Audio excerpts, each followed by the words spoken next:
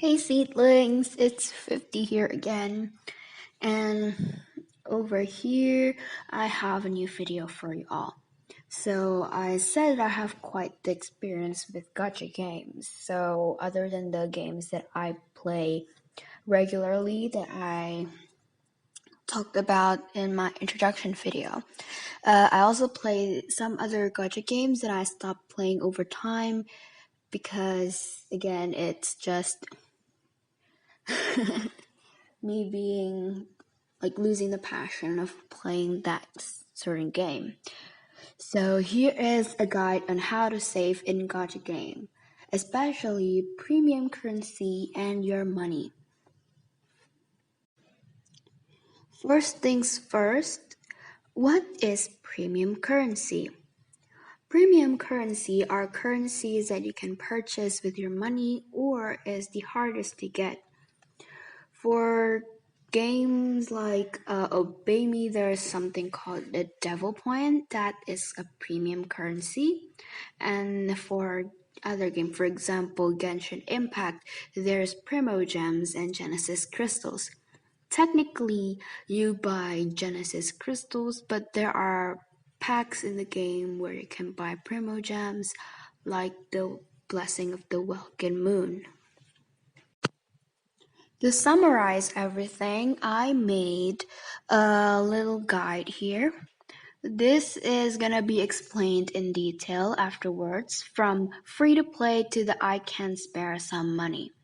So for free to play players, there's exploit every possible benefits. That's of course legal in the game's terms and conditions. And guides, patience is key. And after that, some things that the free to play and I can spare some money have to also pay attention to is play favorites, don't pull at permanent, be very selective. And lastly, the I can spare some money. This is not whaling, this is just like spare some money, you have some spare money that you can use. Then there's choose when to buy wisely, don't be lured by top up benefits and value packs.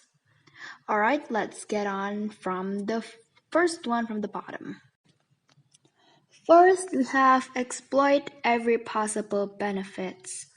So, because we're going to exploit every possible benefits from that's within the terms and conditions of the game, of course. First, there are achievements which usually give you rewards for completing a certain achievement. For example, read this story until chapter 5, or read until, for example, for some gacha games, it requires you to get stars and stages, get 3 stars, get 3 crowns. Or for example, like in Genshin Impact, you can also get Primo Gems from the Spiral Abyss. If you get 3 stars in each chamber, that is also what an achievement, how to exploit an achievement. And next there's level gifts.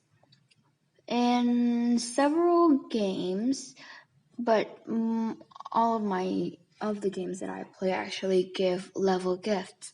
For example, if you level up, you will get a refresh of your, for example, energy, so that you can complete more stages in the game.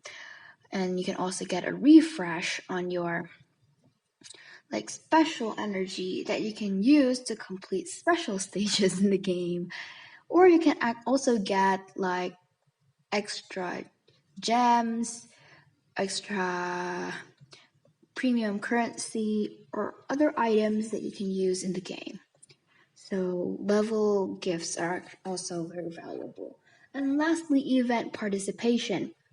Whenever you see an event in a game that would end up with using these premium currencies, for example, in Obey Me, they will release an event I think once every month or twice a month. Then you can participate in the event in the extent of being free, so you do not have to pay any special currency to complete it. I have found it very easy to want to spend for that UR card, but in my opinion, participate in an event, but don't try to participate too much if you really do not want the things offered in the event. Next are guides. Guides has been like a free-to-play player absolute best friend, especially if your game has been released before the like in another server before it's released in yours. For example, Mr. Love Dream Date has several other servers before it's released in my area, to which I would have an extensive guide on how to get what I want. In guides, there are how to complete the event so that you know, for example, if the event has like a chance thing, you can only do 3 times of the special event stage, then will you get the chance back every day, or will you not? Guides usually provide you with that kind of information. Next, there's event cost. If you're unsure of whether or not you're going to participate in the event and how many premium currency you have to save up for the event, then there's also something called event cost in guides. They will actually tell you how much an event will cost. Sometimes, if it's just a normal event, they will tell you how many premium currency it needs, and if it's a top-up event, they'll also tell you how many money, real life money you will need, how much real life money you will need. Yeah. And last is timing, so that you will know what events you can prioritize over the other, because these guides also mean that you also have a guide to the timing. You can actually see whether or not actually the spacing between each event and which event will happen first. They usually appear in the same order as the previous servers, so it's very helpful. This is how I know how to skip on some events so that I can spend my premium currency on an event in the future. Next, patience is key. This is something that everyone would feel like, why? But in my opinion, patience is key. Because even though I said in the exploit everything, you have to participate in events because there are extensive rewards that you can get by completely being free and not spending any of your premium currency.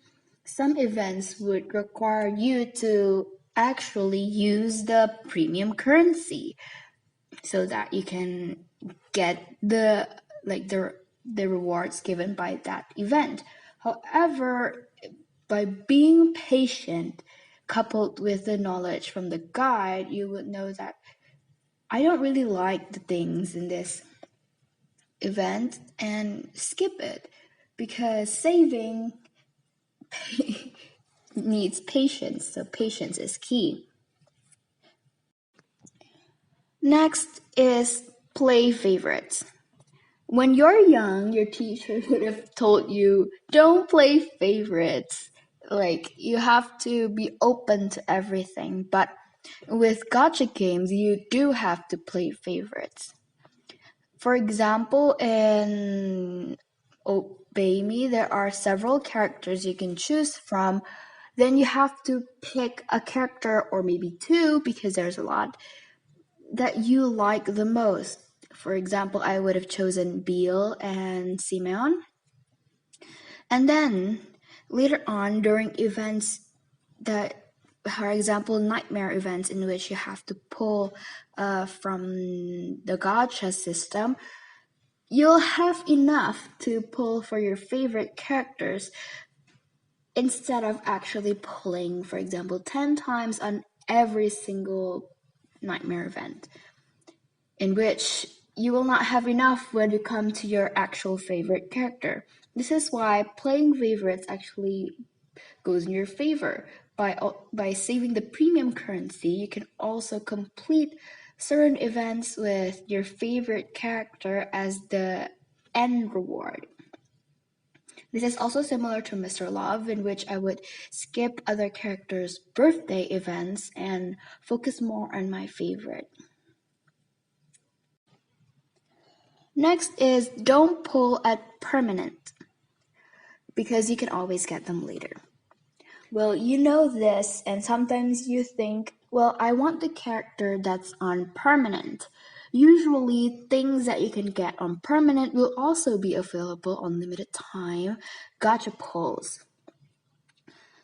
For example, in Genshin Impact, you can get all the characters in permanent from a limited time banner. This is why do not pull at permanent unless you actually have a different currency for to pull at permanent. For example, in Genshin Impact, permanent has acquired fates that you can get for free for actually doing stuff in the game, completing battle pass or ascension or adventure rank level up. Then you'll get this permanent pull currency. Then you can pull. However, do not exclusively use your premium currency on these permanent banners. You might feel tempted and think, yeah, we have the chances of actually getting like permanent characters in normal banners are kind of lower. I don't want to risk it. Then think about it. The chances of actually getting the limited character is actually lower than the permanent character. So always pull unlimited unless you have a different currency for your permanent gacha pull. Next is be very selective. Even if it's your favorite, if you don't like it, then just let it go. This is something that I actually learned from an old game that I've played. It's not that old, it's still running right now, but just letting you know, the name is Love Nikki. I stopped playing it because I realized that I got too much that I'm playing, and so I chose the other games over Love Nikki. So sorry, Love Nikki, I would download you again if I could.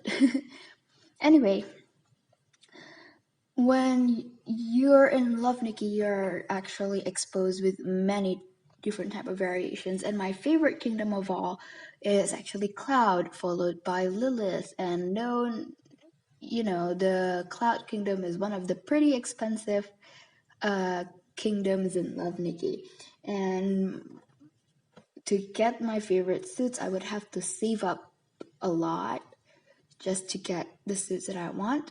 And so when you're being very selective, it's like you have an eye on what you want more.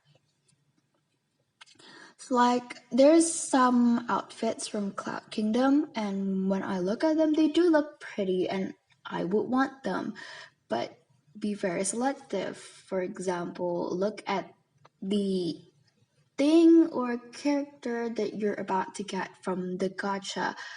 Do you want it? Do you really, really want it? If you get it, are you going to regret it for the next gacha pull, limited gacha pull or something? Are you gonna regret getting this item before actually going on to the next event? If you feel like if I get this, I'm not gonna regret it, then go for it. And this is why guides, as I said before, are really important. Guides tell you what kind of events are going to happen in the future, especially if it's the same game. Then you'll know if you're going to regret it if you get the item of that event or not. The next three is going to be only for players that think that they can actually spare some money on the game. The first one is choose when to buy wisely. Some games have packs that change with time. timing is very important. Not that I say that the value will decrease or the value will increase. However, the items in the pack would change according to the timing. So timing is actually very important. Sometimes the things inside might be not what you need at the time. So always check the packs that you want to buy. See if the things inside are really what you would want to buy. For example, in Mr. Love Dream Date, there's this pack that I see in the Evolve shop all the time, and sometimes it will give you 60 gems and 60 stamina, but sometimes it will give you 20 gems, 60 stamina, and some confessed wishes. Some people might think the EXP is worth it. Some people might think that it's not worth it and they would not want to spend. So make sure to always check the contents of your purchase because it might actually change with the timing. They usually change it during events so that so that it actually fits what the content of the event is. If the event requires you to have stamina, then it would actually lean more to stamina. If the event requires you for more premium currency, then it would usually ask you to give you more premium currency and so on. Next is don't be lured by top-up benefits. Remember that top-up benefits are different from top-up events. Top-up events require you to top up a certain amount at, for example, the $10, $20, $50 mark, and they will give you rewards based on what top-up level you are during the event, or top-up accumulation in which they will accumulate top-up from the entire server or your actual top-up history. So now, in top-up benefits, you can actually find many things that would entice you to top up. For example, if your top-up level has already reached level 5, you'll get this extremely rare character or extremely rare item that you wouldn't be able to get if you do not top up. But in my opinion, other than that first top-up reward, don't rush to other top-up rewards. Reason being, from my experience, some of my friends that actually spent in games have spent a lot more than they expected in the long run. If you're not a long-term player, then you would realize that you actually saved some money because you did not spend a lot at the start of the game and reach the maximum top up EXP level at directly when you started. Instead, rely on accumulation. You'll see how many you've spent by looking at the accumulation of the top up EXP. So don't be lured by it. Remember that all your little spendings in the game will slowly build up and you'll eventually get that top up benefit that you like. Next are value packs. There are several value packs that I can show you. For example, level up packs, holiday packs, daily and weekly packs, and many other packs. But anyway, first I'm going to start with the level up packs. For Obey Me players, they would know there are level up packs as free, completely free without no real life money because you only need premium currency to buy these value packs. Their cost for 99 devil points, and it's actually about 1/3. I feel like it's actually 1/3 cheaper. Actually, yeah, about 1/3 or half cheaper.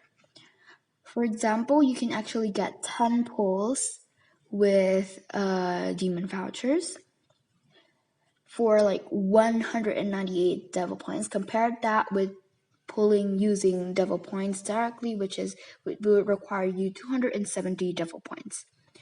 This level up pack is easy to grab, but this is the pack that doesn't cost money. some other games actually have level up packs in which once you level up, especially if you are an old player and you already reach high levels in which each level up will require you a week or more than a week, then sometimes they will offer these kind of paid level up packs that are actually such a great deal. However, remember again, see the packs, think, do you actually need the things in the pack? And do you actually want the things in the pack? And if you do not want to, then don't buy it. Next is holiday packs, or you can also know it as event packs. Holiday packs are packs that happen during events or holidays in which they will give you very, very, very, very big bonuses for a time limited, time